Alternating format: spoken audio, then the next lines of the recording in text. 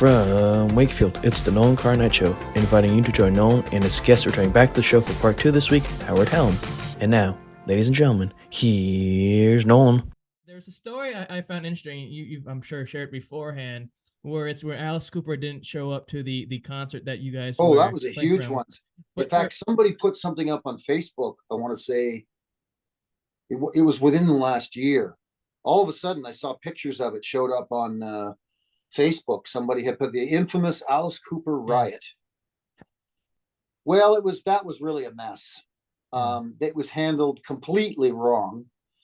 If you can believe it, all of Alice's band was there. Oh, They wow. were ready. They were ready. They were ready to, and Alice was coming from New York. He'd been there for a couple of days doing something, whatever it was. And basically, in a nutshell, it was a combination of when Alice left New York on the plane, and it's not that, I mean, it's only like an hour trip or whatever to Toronto. Somehow things got delayed. And he got, from what I heard, because it was really hard to find any truth, any stories. What I heard was simply that he had gotten delayed up there. Something had happened and kept getting delayed and kept getting delayed. And for this reason, they never let the audience know there was a problem. It's like they kept delaying, but they didn't explain that the delay was we're waiting for Alice to actually land on the ground. Yeah. They never, ever told the audience that. Now, Zon had gone out. We'd played our whole set. Great show. Everything had gone great. And we're backstage too. And same thing, like I said, we knew a couple of guys in Alice's band. I mean, we're all sitting there. Nobody knows anything. Where the heck is he? What's going on? People kept phoning and, whatever, trying to figure something out. Anyways, as it turned out, there was no way he was going to make it in time. And they made that decision very late. Yeah.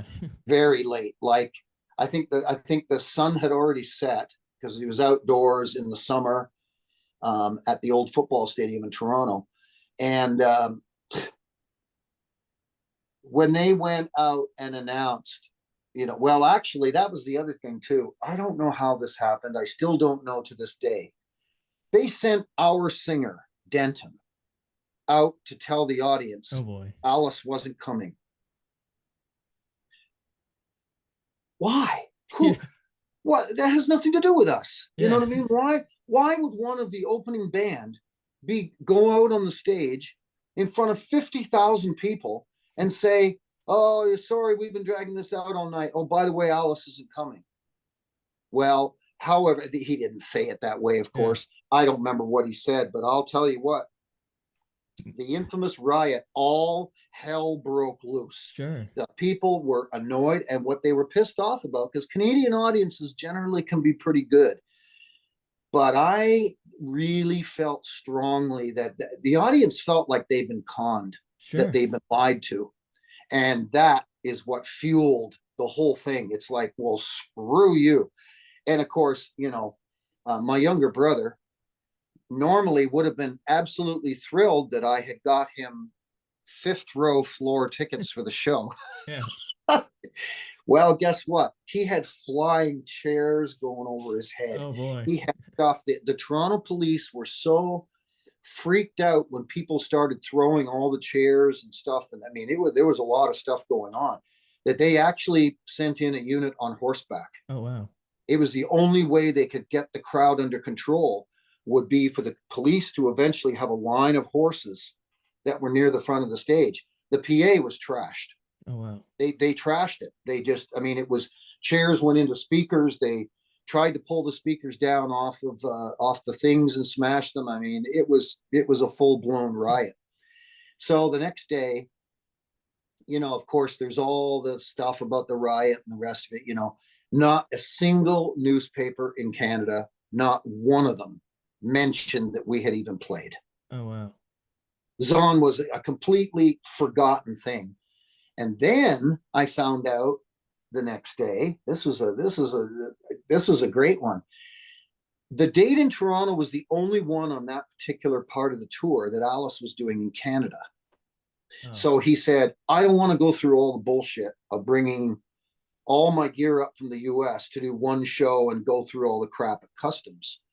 So he called Burton Cummings from the Guess Who was an old friend of his. He borrowed Burton's PA to play the show in Toronto. oh, So the PA that was destroyed was Burton's. oh, what a friend. Oh my God. It's like, it's what started out as just, a riot at a rock show just started getting really like much worse. Sure. I'll tell you what, it was just crazy. I did did an interview with a guy in Canada that has a radio show named John Bowden. And I explained the whole, Zon thing one time. I mean, the stuff that happened to that band, it was a great band. It is almost inconceivable, the kind of bad luck, Yeah. you know what I mean, that we had. I mean, the best show that Zon, or the biggest show of our own that we ever did, was at a place called Ontario Place. It was down on the water in Toronto. Now it's the Molson Amphitheater. But anyways, we finally, one time we're in there, and we were asked to headline. That was a huge thing. Wow. Sure. Get the headline in Ontario Place. The show we played that night was for 21,000 people. Boy. We're the headliner. They Yeah. came to see us, and it's a huge concert in the round. And all the little stuff and little special effects things and that we planned, we say the Ontario Place had a rule where they didn't have opening acts. They didn't want opening acts. Our manager kept pushing and pushing and pushing, saying, Zon's got some effects in their show and stuff. It's like, if they start playing and the sun's up, it's going to be completely useless. Yeah. So he managed to somehow convince them to get a band to go on before us, play like whatever, half hour, 40-minute set. And then by the time that, just buy us that 1 hour, that the sun would be down by the time we hit the stage. And we thought that was all great. I don't remember what band it was, but they weren't good. I didn't hear them. But anyways, so if you can believe it, because Ontario Place had the policy in that forever that there was no opening act. Yeah. A entertainment reporter from the Globe and Mail in Toronto came down to the show to do a review of the show. This is another one of these things that is beyond belief. He saw the opening act, hated them, thought they were the worst band he had ever seen in his life, and he wrote it up saying that it was Zon. How does a guy review a band when there's a whole set of equipment and risers behind the band playing? How does a guy mistake the opening act for the headliner? And the phone calls that started coming in the next day, and rearrangement of shows. I mean, it absolutely was a disaster for Zon. I mean, you're talking about, because the Globe and Mail, but I mean, it's more of a financial paper or anything, but it's a national paper in Canada. It goes everywhere in the country. In the morning, boom, there's a Globe and Mail that comes out. It's produced in Toronto. So this SOB, if you can believe it, Nolan, he's just told the whole country that Zon is the worst band he has ever seen in his life. And then you saw some of the things that he talked about, and you go, that's not us. What's he talking about? And then all of a sudden it hit somebody. I mean, I think we're all together in the management office when the shit was hitting the fan. I mean, we were really upset. We were like, what are we going to do? And it's like, this idiot saw the opening act and thought it was Zon. I mean, it's like, this is unbelievable. And so, of course, what did they do? Instead of the nice big article that's in the entertainment page of the thing, the retraction, sorry about this and the rest of it, is a little tiny thing that was printed like on page 10 in the front section a few days later. Like, absolutely nobody saw it. It was just like, I mean, I'll tell you what, that was not a total career killer, but it was close. So then, with all that, then with that bad luck that happened with that, where he doesn't realize that that's not you guys, and then with maybe what happened with Refuge and all this other bad luck that your bands attribute to, and then of course the Alice Cooper situation. How do you find the motivation to continue playing with music that you love, but and not fall back and say I can't do this anymore. I don't want to deal with this. Well, there's a lot of guys that do that, Nolan. For instance, a couple of the guys in Zon, that's exactly what they did. They Sure. just they just said, enough is enough. Um, I am the I'm the only one that, as far as a career went, that continued Yeah. in the business. I'm the only one in the band that did it. Brian, the guitar player in Zon, ended up working at. He was actually really good at doing work on guitars. Uh, But he ended up working in a specialty guitar shop called 12th Fret in Toronto, and he loved it. He loved working there. Of course, all the top name guitar players, that's where they got their work done. sure. So he stayed in touch with them, but he wasn't in the business per se.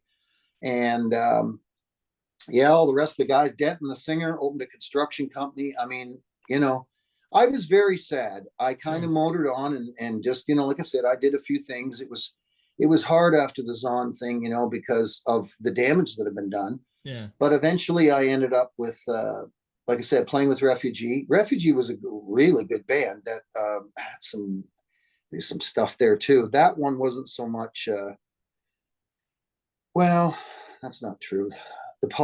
Our second album, Polygram, really screwed us up. If you can believe it, we did an 8-week tour, all one-nighters of the U.S. Oh, wow. We started in L.A. and we ended in New York. 8 weeks on buses. Yeah. And there was another band that was on the record label at the time, Jeff Paris Band, and they were out of L.A. Anyways, here was the idea: we're going to take 2 new bands and put them on a tour together, and literally we're going to swap each night who opens and who closes, because really both bands are on the same footing, Sure. unless halfway through the tour somebody just gets some runaway airplay and becomes a great big band. Then they'll obviously be the headliner, but that wasn't going to happen. Well, starting in LA, and as we chugged across the country, I mean, 8 weeks is a long time, and we went everywhere. Sure. The first 3 weeks of the tour, every single city we went into, there'd be a call, somebody would go down, hey, we want to do an interview at the radio station for the show tonight. We go to the radio station, we walk in the door. First thing, the program director, who, we meet and shake hands. Oh, so nice you're here, and the rest of it. Then the guy would say, you guys don't happen to have a copy of your album, do you? And we look at him and go, what are you talking about? I mean, you don't have our album? Yeah. And he's like, no, I've been calling the record company. I knew this show's been coming. I can't figure out what the heck's going on, but we don't have a copy of your album here. So I'm thinking to myself, well, this is just great. That means they haven't been playing us at all, because they haven't got it. And we're doing a show, tonight. This happened for 3 weeks. The CDs, the records never showed up. Oh, wow. And so we ended up finally, I think by the time we got to Texas, so we're halfway through the country now. All of a sudden, and at one point, I remember phoning our manager, and I said, I don't care what you got to do, FedEx or whatever, but you need to send us a box of our records so that we can nip this problem in the bud right from the beginning and make sure that all these guys have got records. So anyway, we went through this whole thing, 8 weeks, long tour, 2 months. And by the time we got to New York, we were a little frustrated because, we'd been playing well, and the band had done well. The other band had imploded a little bit, and they begged us to close the show in New York, but the whole tour, we flipped a coin at the beginning. Yeah. And the whole tour had been laid out. So we were the opening act in New York. And that was probably a good thing. That band lost their record deal that night. Oh, wow. Oh yeah. The record company they just said, this is garbage. And anyway, so we get to the end of the whole thing, and it's like their solution to the problem was they fired the guy. Whoever the guy was for Polygram that was supposed to, I guess they used to call them rack jobbers, and that would make sure all the stores had product or displays and stuff like that. So they fired the guy, and we're like, okay, you've just wasted X amount of our time running across the country with no product out there. It's like, we need to get something going for another tour. And then they turn and they say to us, well, what are you talking about? You guys have blown your tour budget. It's like, you just had a tour. Hold on. We just had a tour where you didn't provide the records to anyone. No one has the records. And you're saying that's it. Tour's done. And that's exactly what they said. Wow. Yeah, I mean, I just couldn't believe it. I just couldn't believe it. But then when when I joined Ian and Mix Band, the album that band put out was on Polygram. I thought, shit, not those guys again. But I thought, oh no, Ian Hunter's a big rock star. I mean, they're not going to dare do the kind of crap they did. Well, it wasn't the same crap, but it was crap. They had all kinds of things that went wrong on the first tour that we did. You know, it's unfortunate. You know, you work so hard at your musical craft. It's really, really difficult to find the right guys that are going to be able to spend too much time together. I mean, if you're going to be in a real band, I mean, you're virtually marrying these guys. You're going to know everything about everybody in your band because you're going to spend so much time together. But you're so dependent on the people that are surrounding it. You know, your manager, your record company, people just, your merch people, people who are, making sure the merch people are doing things properly and, you're not getting ripped off. It's just, your question was excellent. I mean, it's like, how does some of us keep at it when it seems like it's just a no-win situation? But, to be honest with you, it's like, I'm sitting in my studio here at home and I'm still busy, chugging away and working on stuff. And every once in a while, I maybe go play with a local band and go play some classic rock or something, but not, and I'm just, it's like, this is what I do. It's an addiction. It absolutely is an addiction. It's part of me. It's like, there is music in my head 24/7. Some music.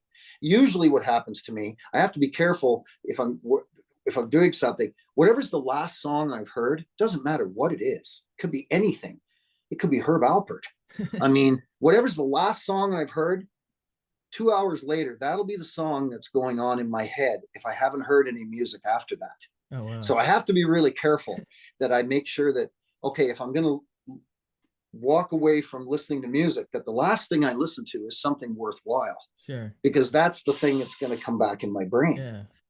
So I don't know. I'm trying to, the business is, we started with that. It's really tricky. I've got a couple of projects that are really different from other things I've done. They're actually both almost complete. And I realize now bringing them out, it's like, I'm seriously contemplating, like, is it worth actually pressing CDs? Because I mean, like, for instance, I got quite a few. The Zon Live album is pretty much exclusively, you buy it from me. I'm the one that I redid it and remastered it in the studio and did all the things. And the picture that's on the front cover, as a matter of fact, make sure when we finish today, send me your email me your mailing address. Oh. And I'll send you the Zon Live album because it's good. The picture that is on the front of the album is from Ontario Place. Oh, wow. So the show we were just talking about, you will see a picture and, it gives you a good idea. You see what size of show it is. It's a regular rock show. It's like, how could this guy possibly think that the opening act was the headliner? It just, it's stuff like that I will just never understand. And like I said, things were all set to go, with, I don't know. It's always, to me, it's always just been a journey. You know what I mean? I don't know what's around the corner.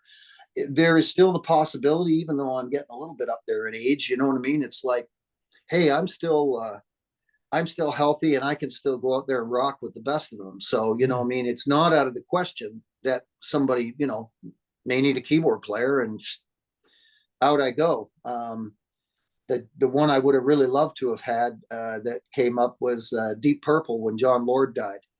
I'll tell you what, if ever that was sort of a dream gig, I would love to have gotten that. But then I found out, you know, later, of course, that it was all been prearranged because, you know, everybody knew John Lord was sick, and it had been prearranged for Don Airy was going to take over because he was kind of the other rock keyboard player in England. You know, he played with Sabbath and things like, so it was like, it was sort of a no-brainer that he was going to be the new guy in Deep Purple. But I thought about it, I go, man, that would have been a lot of fun. Yeah. I don't know. I just, like I said, it's part addiction and it's part what's in you. Because addictions you could at some point get rid of. Yeah.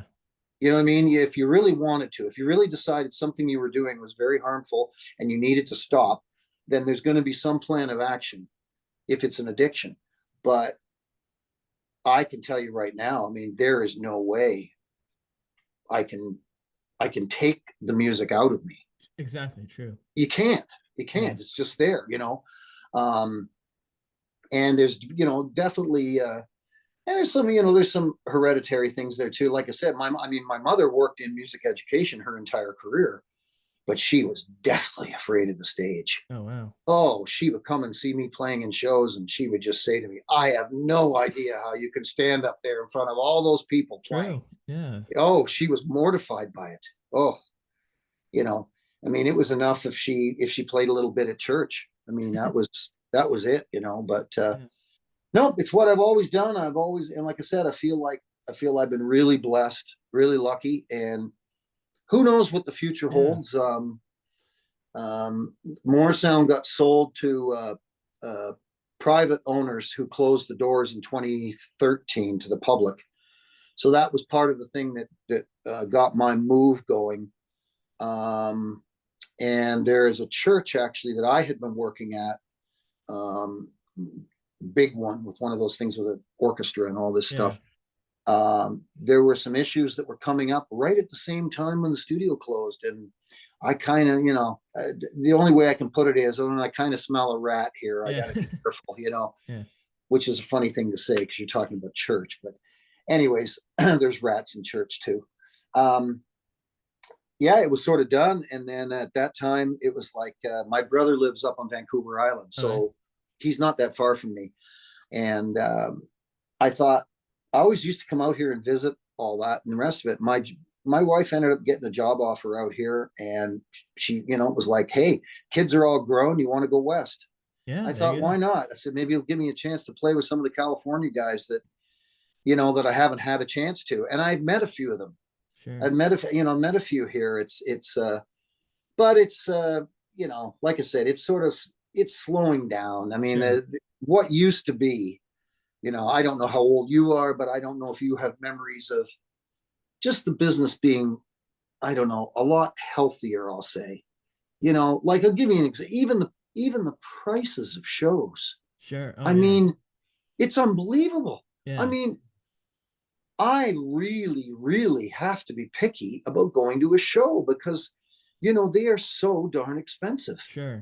You know, the only concert I'm pretty sure that I'm going to see this year is going to be Peter Gabriel. Oh, wow.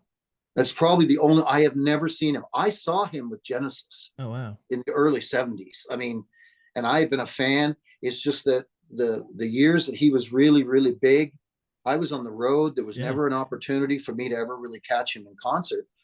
And quite honestly, I just, I don't know, I guess on the receiving end, I don't understand how it's gotten to be such a mess that the tickets have gotten so expensive. And if you want a good seat too, forget it. You're spending hundreds of dollars for hundreds of dollars. And then there's things now that I hear about, like, you know, the merch, you know, companies and, you know, they're in there. It's like they're taking a piece of something. Then the promoter, the guy who's actually putting the show on at the thing, he's taking a piece of your merchandise.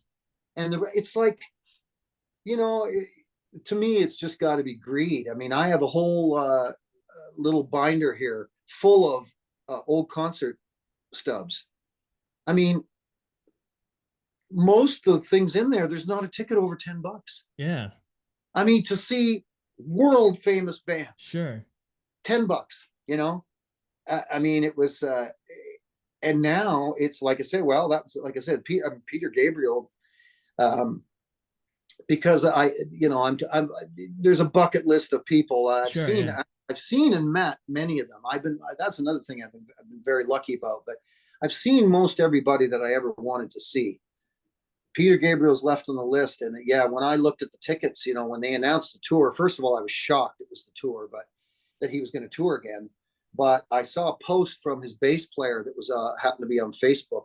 And he goes, yep, if you can believe it, we've worked on a new album. We're in the studio in England, and we're going to come out and do a tour next year. And I was just like, okay, I got to watch for this. But yeah, the tickets are hundreds and hundreds of dollars. Well, it's like Bruce Springsteen. His tickets, when I saw he was going on the tour, it's like thousands of dollars, even for mediocre seats. And it's like, how can people afford this? That's what I don't understand. And he hasn't toured in years. And he hasn't toured in years consistently. So it's crazy. I got to see, and they've been on many incarnations of farewell tours being Kiss the last 20 years. And I'm from New England, so I saw him in Mansfield, Massachusetts.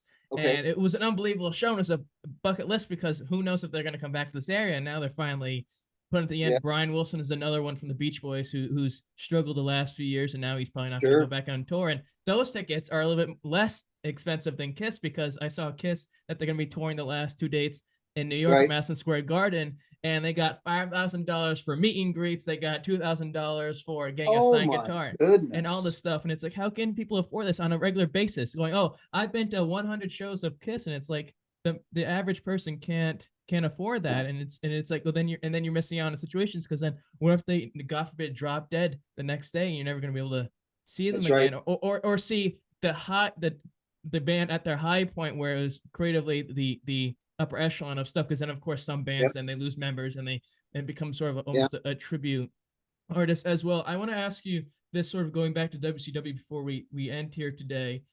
As you mentioned, a lot of the stuff instrumentals for the theme music that was for these wrestlers, but there's also some that had lyrics to it, Rap is Crap, a few other ones.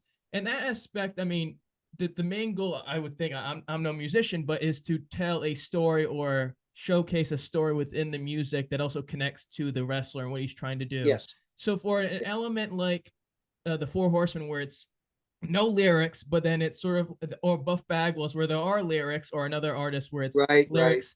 How difficult is it for you? And granted, you're a top tier musician, so it may be not as hard for you as others, but for you, how much of a challenge is it to tell that story when some don't have lyrics and some do have lyrics? I don't have my focus with that stuff most of the time would be on the music. Okay. A lot of times, just because Jimmy would look after a number of the lyrics, mainly because he certainly would know what kinds of things needed to be in the lyrics. Sure. And at the same time, he sometimes had sat down, like sometimes we worked on some themes and the wrestlers weren't there, which was actually, a lot of the time. But he would come back, and he'd just come back off the road, and he would have talked to the wrestler in the dressing room the night before. Hey, we're going to do your theme tomorrow, this thing, the rest of it. Get all the stuff from the wrestler. Jimmy'd scribble it down, sure, and then come in, and then the two of us would sit down and look at it and just say, okay, how do we want to do this? So really the lyric thing, well, not all of them. Some of them, Jimmy had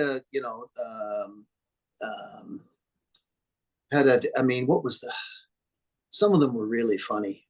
I mean, Disco Fever was hilarious. What was the other one? There's a couple of those. Anyways, I don't know. I'd have to dig back in here and see. But yeah, some of the ones with lyrics, I mean, I thought actually were pretty cool.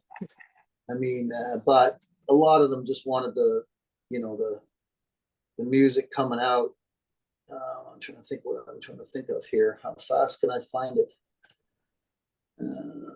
Big Brother Booty. Oh, that goes back.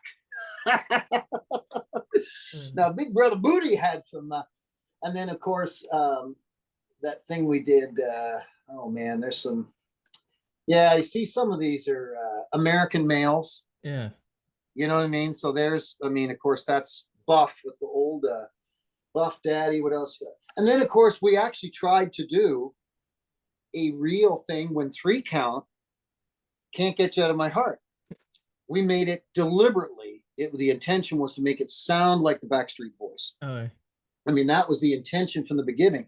And those guys, those 3 guys really did sing that song. There you go. We had to do a few things to fix things, but they really did sing it, and it was really a lot of fun. You know, it's like I'm trying to think what Disco Fever. Okay, there's 4 Horsemen. That just had the horses at the front, I think.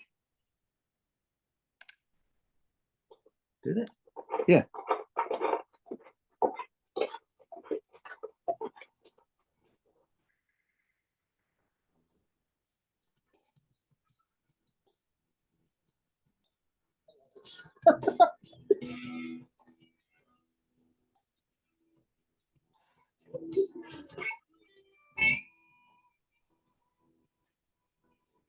Okay. It's so funny. I could tell by the style on that one that that's my buddy Jim Morris playing guitar on that. Yeah. And the other guy that had played on many of our things was a guy named Ralph Santola. And Ralph's passed away now too, unfortunately. But he was just, he was such a great guitar player. You know, there's some of the things that were, let's see, what's in 2 here? Hello? What are you doing here? Oh, man. There's 2. Hollywood Swingin'. That was off the NWO album. And then, of course, Jimmy, any of Jimmy's songs. Now, Jimmy, if Jimmy was going to have a song, of course there was going to be lyrics. Sure. Because Jimmy is going to sing it. You know what I mean? I'm the man. In fact, we actually did a few things as the Gentrys. Yeah, it was fun. And I told him when I talked to him last, I said, yeah, you said, yeah, you need anything going on, you give me a call. The Latino World Order. Yeah. Oh my God. It's so funny. Yeah, it's nice when I talk to some of the fans about this. Anyways, yeah, we did things like XWF. And then we did, what was the other one? Oh, we did a bunch of themes for Wrestlelicious. Okay. You know, and then there was a bunch of, there was a British show that we did a bunch of stuff for. I don't know if I've got that one separate. I probably don't. Oh, there we go. Unreleased themes. Let's see what's here. There's the XWF album. Now, a couple of those, of course, had guys from the WCW. So Rap is Crap was on there. I'm the Man, the Nasty Boys theme, Buff Bagwell, Conan, you know, so I don't think my mouse is working. Anyways, yeah, it just no, the lyric thing, you know, we'd be trying, you know, while I'd be working on musical ideas, Jimmy would be kind of singing things behind me. You know what I mean? And that's kind of how things would evolve, you know, and then we'd decide at that point, you know, if there were any special effects and stuff like that, you know, we wanted to put in. But and say, like I said, once in a while, some of the wrestlers were there. And sometimes they weren't. So you know. Well, in that aspect with the wrestlers, obviously it's their theme music, so they're gonna have a lot of input in terms of what they want to sound like to represent their character fully. But besides that, from maybe The Office, Turner, or WCW, the people in charge, did they ever tell you and Jimmy, okay, this is sort of how we want the theme songs to sort of fit within the program, or is it sort of just free range with you and Jimmy? No, they never told us anything about it. It was pretty much, you know, it's pretty much up to the wrestlers. And then of course it got really out of hand when Hulk, the couple of times, I think it was only 2 or 3 times, I think, that Hulk actually used Voodoo Child by Hendrix. And what they had to pay for that. Oh, yeah. A lot of money. Just for only for a few seconds though, too. Yep. Oh, it was unbelievable. Of course, you know, it was at a point when, you know, Hulk was big in his career, Sure. and they were, you know, willing to do much anything Hulk wanted. But my goodness, that was, yeah, they pulled the plug on that in a hurry. That was really expensive. Sure. I think only 3 times he Oh actually wow. used it, Yeah, and because they paid a lot of money. I want to say, man, maybe 300 grand. oh wow. Oh, I mean, that's insane. Yeah, the Hendrix family didn't mind though. They were taking that right to the bank. They very much, I guess, since Jimmy died, I guess that's what they've always done. It's Yeah. very, very closely monitored. You won't Sure. see Hendrix music being used anywhere. If anybody does use it, you know it's a deal that they made with the family, and Yeah. they paid dearly for it. Well, I know a guy who I spoke on, who have had on for many or a few times, that's done work with the Beach Boys. His name is Mark Lynette, and based out of LA, and he's worked on a lot of the um, Jimi Hendrix state Right. re-releases of stuff. You know, WCW ends. You had about probably 20 plus years of a lot of success within the music industry, touring with all these different acts, backing up Yeah. them, and success a Juno Award, I believe, for work at some point in your career, and many other things. When that ends in the early 2000s, 2001, I believe, when WCW gets bought out, your relationship with music is what at that point, after all the years of music that you experienced? Well, I was still at the studio, so that dropped. Jimmy basically went off. Well, you know, I've been trying to find work for himself as well, Yeah. because of what was going on. So that's when these different wrestling companies, you know, started getting proposed and the rest of it. But none of them really saw the light of day. We spent a lot of time on stuff like that. We also did this was really funny. Jimmy was friends with a guy who was one of the producers on the Monster Truck show. Okay. And they had this idea of actually coming up with some themes for the monster trucks. And so that was in 2000. And let's see if I can. I don't know why this isn't working. We're going to try another. For some reason, I'm trying to just open a music file. It's not moving. All right, hang on. Let me see what's. Okay, yeah. So here are the trucks that I did themes for: Gravedigger, Yeah. Wild Thing, Predator, Reptoid, Bustin' Loose, King Crunch, Sudden Impact, Avenger, Survivor, Prowler, Eradicator, Destroyer, Gunslinger, and Bulldozer. I'm sure back in the 70s when you were touring with groups, you weren't imagining you were going to be writing. Never imagined. And I got to tell you, at one point, we actually went to the Monster Truck Show in Tampa, and I set up microphones at the side and the bottom to record the actual sound of the monster trucks. Well, I have no idea why I didn't think about this, but I didn't. I was completely covered in mud. I mean, it's just from head to toe.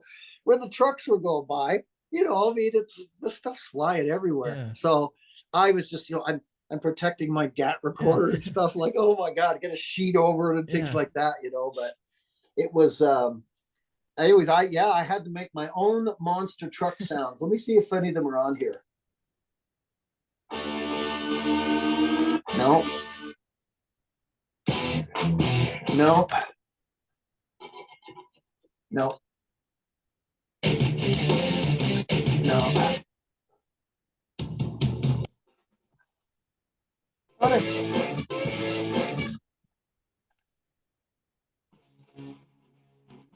Nope. Oh well, I thought I had some of my.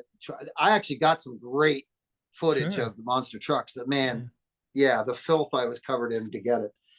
Yeah, so that's what I was doing. You know, Jimmy kept trying to come up with some other ideas, and I continued to work on projects at the studio. Recorded with some other bands. There's a prog band out of Sarasota. I did 3 albums with, starting in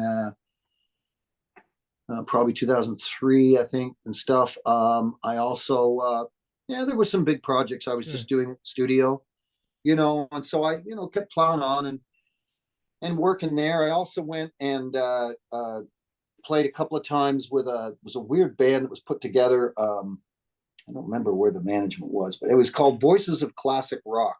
Uh-huh. And what it was Mike Reno from Loverboy, and it was John Cafferty from the Beaver Brown Band, and the guy from Survivor, and a bunch of those people. Anyways, what they did was they put these shows together that would go around, and each of those singers would do 3 or 4 songs in the show that would be their hits.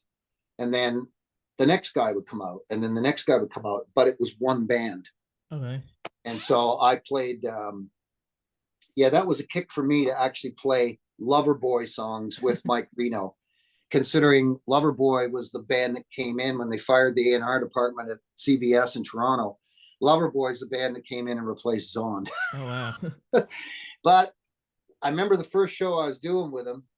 It was hilarious. I mean, I think it was in Denver, and got in the dressing room, and everybody was meeting everybody. And that's the other thing too, people, honestly, when you're doing shows at that level, it's like, you're not going to have a lot of rehearsal. Yeah. That whole thing, the Voice of Classic Rock, there were no rehearsals. Oh, wow. You were given the set list. If there were any deviations from recorded versions of the song, they would let you know. But basically, it's like, you're on your own, pal. You're being paid to show up and play these things just like the record, and work with the original artist. And so it's like, so I started getting, that was good. Yeah, I had a chance to do some things, but things are slowed down now. I'm in the, we'll call it the twilight years, I think. Well, we have another connection then, because John Cafferty grew up, got his start in Rhode Island, and that's where I'm from as well. And I grew up with his. Oh yeah, his son's gone into music as well. John's a great guy. His sax player Tunes is a great guy too. Now, like everything else, and this will be the last question before this little game I want to play. Nothing in life, of course, lasts forever. At some point, it comes to a close. So for Howard Helm, what does he want his music legacy to look like at the end of the day?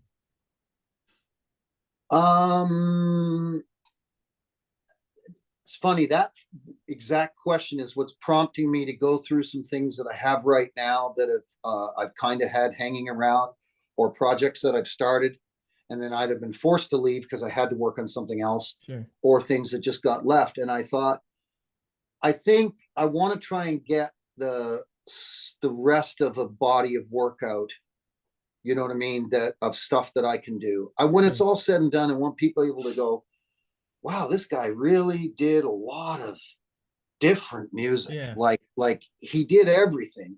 And also got to do some of it, at a really high level. Sure. I mean, that's the thing. I mean, that's probably my, I would have had it would have been a totally different answer 20 years ago, because the business would have been different. And it would have been, I'd be hoping for a new hit record or a tour with this or that. But things are, unless you've really got the old reputation to fall back on, you know what I mean? It's gigs are hard to come by. Now, before we end here today, I want to end on a little segment called the One Word Challenge. So what entails with this is I'll throw out a few names of people, places, or things that have some connection. My guest this week being Howard Helm. He has to do his best to say a word or two or a sentence, whatever he wants, because he's a legendary man in himself. He has to do his best to say whatever comes to mind. So Howard, are you ready? Sure. First one, Toronto, Canada. Well, it's the only way to go, eh? Yeah. Tampa, Florida. Wow, beaches, I'll say. Music. Concerts. Piano. My best friend. Hard work. Required. Success. Lucky. Mick Ronson. Salt of the earth. Jimmy Hart. Ooh, that would have applied for Jimmy too. Loads of fun, I'll say. And last but certainly never least in this cosmic universe we all call Earth, which is what we live on now and forever, Howard Helm. Well, he's stuck at it. How about that? That's all I can say. I didn't give up. How's that? There we go. We never gave up, and that's Never gave up. the gist you want to have in life. Well, good sir, I want to say thank you for taking the time to speak with me. Come on, this was a great treat. Great, no problem, Nolan. And like I said, shoot me your address, and I will send you a Zon Live, and I will send you a copy of my 2017 prog album. Oh, you're too kind. I'll tell you, it's really good. And Jim Morris, who played on a lot of the wrestling themes, he's the guitar player on the album. I'll Jim and I wrote the album together, and I'm really, really pleased with it. Some people are not into progressive rock, but I'll tell you what, it's I think it's one of the best albums I've ever done. So I will send it to you. Yeah, excellent. I appreciate that. Well, all those out there who enjoyed, because who the heck wouldn't? Because down the line, when my guest, Mr. Helm, gets inducted into the Toronto Music Hall of Fame, if there is one, you're just like, oh my gosh, good golly, gosh molly, I should have subscribed. So subscribe, comment, share all that fun jazz. Because down the road, you're gonna regret if you don't do it. Follow on Twitter, Nolan Carr Night, Instagram, the Nolan Carr Night Show. In the words of Johnny Carson, the DF Talk Show, similar to this one, of course. I bid you all a heartfelt good night. Till next time we talk again.